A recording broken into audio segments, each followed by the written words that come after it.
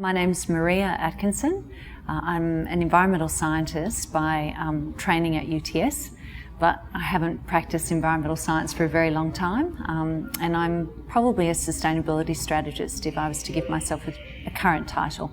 The different roles that I've had vary from a laboratory technician, environmental scientist, and then the Olympics came along, so the Sydney Green Games, I was involved in property and real estate, and then I kind of had a career that was pretty much leading green building, and then I ended up as a global head of sustainability for the listed company Lendlease.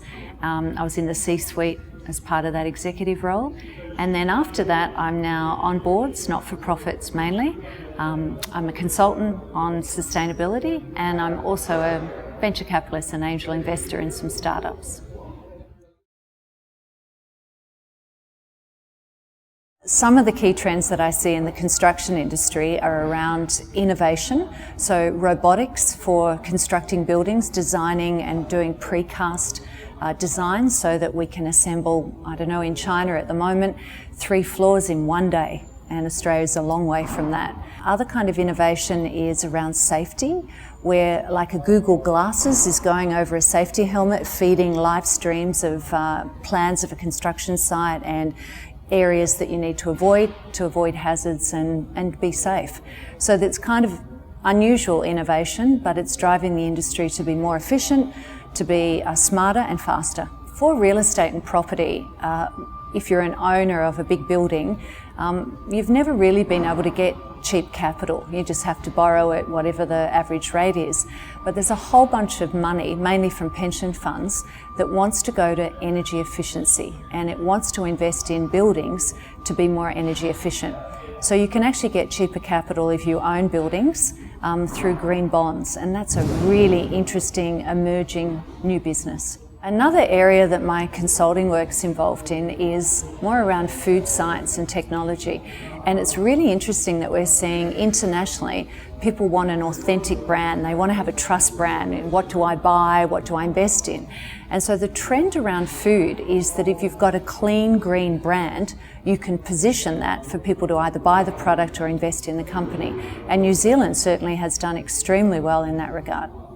So the change we see in that kind of food industry is that big brands are starting to diversify what they do. So for example, Campbell's Soup has an entirely non-genetic modified and entirely organic soup range, and that's growing as consumers want more and more of that.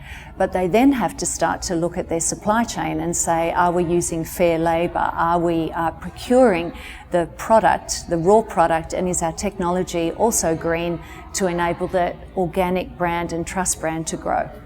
Some of the global trends that we're seeing in construction are around social space and utilities coming together. So if you think of a water reservoir, it's normally a fenced, beautiful, pristine area that people can't go to. But in Latin America, in Colombia, for example, they've combined the social space, because they need place for people to gather, with the reservoir. So the idea that a utility is also a social space and it has to be beautiful and it has to cater for people is a whole new idea of infrastructure in construction. So that's particularly interesting when you have cities, mega cities, where community or civil or social space is not prevalent. So you really need this social space, and so infrastructure should be looked at differently. I think the first thing as a manager is that you've got to learn what your default position is, so to recognise and go, hi, it's you again, and then apply more discipline to your decision making. So you might be an emotive thinker, or you might be a logical thinker, or you might be closed, or you might be open. Just recognise yourself and then put yourself through the paces of good business nous before you make a decision. The only thing that's certain at the moment is change. And so if you're in a management role, you've got to make decisions about what do you change and when do you change it. I think one of the elements that's really important is to engage employees, and kind of my philosophy is to have a care factor. I mean, caring is the discipline of noticing, and if employees notice, then they'll notice what to innovate, what to change, what to be more efficient, what to fix, what to suggest, what to do. So I think the real opportunity in this disruptive phase of not knowing is that management engages authentically with employees. So what's being done to make sense of, I suppose, the uncertainty of today and make decisions in the future is that organisations are having a kind of a playground where they're enabling the innovation to occur. They're learning from what works and doesn't work and then feeding that into the organisation, the bigger organisation. So it's about having a trial, testing it. All tests are good, not all bad, learning from the lessons and then assuring the agility of the big organisation to absorb those lessons and to change. So that's a key part of management at the moment. I suppose the idea of a startup is that you've found something that you believe has scalability. It's a great idea, but you have to develop it in a way that is fast. It's very fast to be effective, but then you have to position it, you have to sell it, you have to pitch it, and you have to understand that who you're pitching it to is often an organisation with one foot in the old economy and you're trying to offer them a solution to the new economy. And so you have to be sensitive to being able to fit with what their current business is and help them with your startup idea to go into the new business. It's a very different model than internally as a large organisation developing your own innovation and getting feedbacks from it. I suppose the filter for my investments in startups is that they must have a kind of a transformational impact. So they have to do good.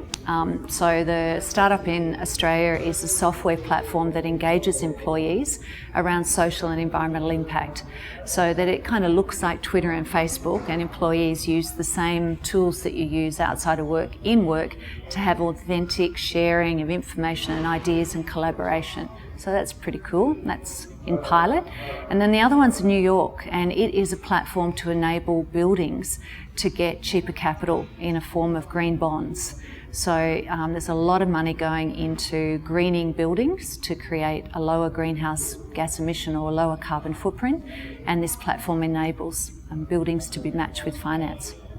So in a startup context, it's very, very different to a large corporate responding to disruption and innovation. The pieces of information that are essential in any business, and I'd say critical in a startup, is that you've got a business plan. You constantly test the assumptions of the business plan. You've got networks to engage with to test your business plan, but also to grow and ideally maybe even become clients. So the key ingredients is that your business skills and your network skills are important for a startup.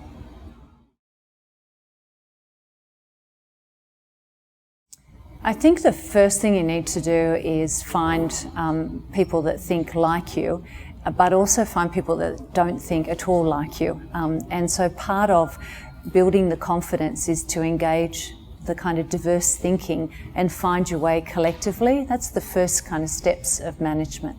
It's really important if you're delivering any kind of change or any idea which is different. It's a change program. So it's really important that you kind of develop skills that enable you to speak from where the person you're delivering the message to is coming from.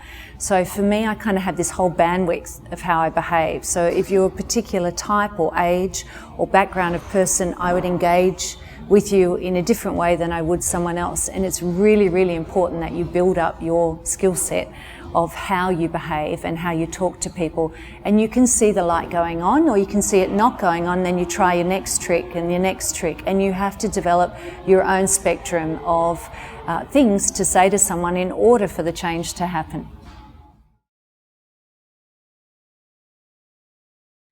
I think in order to have confidence in your decision making, even when you're starting out, is to be yourself, to be your authentic self, and to find a voice that feels right with you. And it means take all the feedback loops, it means read, it means engage, it means ask questions, but it also means fail and learn quickly from the failures. The idea that failure is bad is all wrong. Failure is good. And so as long as you're learning and evolving and taking the feedback loops, failure is excellent. So don't have fear of failure, just do it, learn what was right or wrong, what felt good or bad, and keep doing it. And you will find an incredible self kind of radar, compass, if you like. If you're not a boundary rider, if you're not actually thinking outside of a system, if you're not a big thinker, but you'll find people that are in your life's journey. So a big part of knowing is to, if you have it in yourself, to pick trends and to see it differently, you just see it differently. But if you're a manager, you need to surround yourself with those people that see it differently. So you're either it yourself or you get those people around you. So my advice at, being old and experienced in this is that you try and get early wins. So if you don't see people engaging with your idea, move on, find somebody that does and get success or a short-term win, and then go back and demonstrate to the person that wasn't engaging with the idea the success and tell that story differently. If you've got a great idea and it's about having a positive impact and you've got a certain tier of management that you pitch it to, maybe it's only one person, and they say no, and you try it a few different ways, and the answer is always no, my very best advice is leave that company and find somewhere that actually embraces your idea. I met this CEO, he's now a board member, and he said his biggest regret his biggest life regret, and he was really engaged in this, and he said, my biggest life regret is that I, as a CEO and as a senior manager leading up to be a CEO, actively mentor people to behave differently and not be their true self so that they could succeed in the organisation. And his biggest regret is that that organisation, that way of living, was only half yourself, and he wished he hadn't himself lived it, but also basically trained a whole cohort of next generation people to behave in that same way. It's a big regret.